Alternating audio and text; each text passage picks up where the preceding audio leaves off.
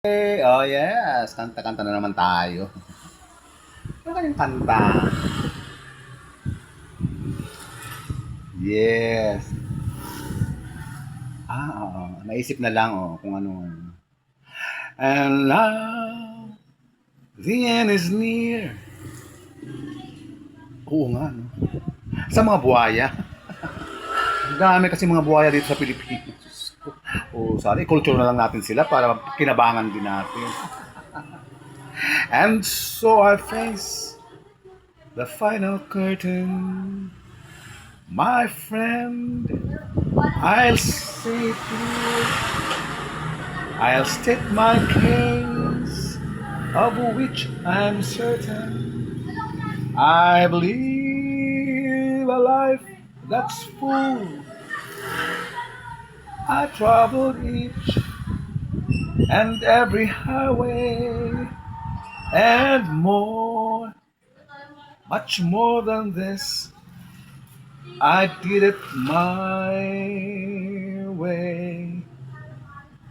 Regrets, I've had a few, but then again, too few to mention.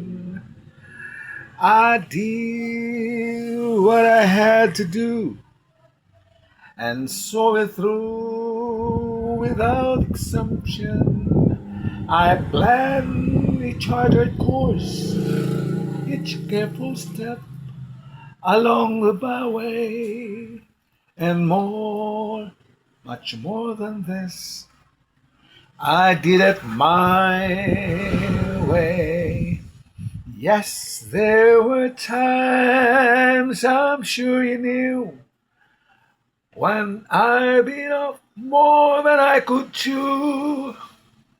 But through it all, when there was doubt, I had it up, I spit it out.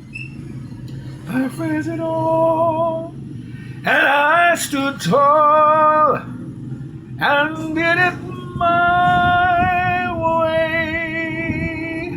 Yeah, kailan ba kayo magbabago? Oo, Diyos ko may, ang hirap-hirap ng buhay ngayon. Pero ano nangyari? Ang tagal nang niloloko ng mga Pilipino. Sos Maria Josep. Kung sino pa yung mga dapat natin ay takbuhan at kalang. Pero sila pa ito ang nangunguna. Diyos ko may, hindi naman lahat ano po. Pero Diyos, kaya ilan pa ito masawat pa. Huwag na tayo magbulag-bulagan. Sana magbago na.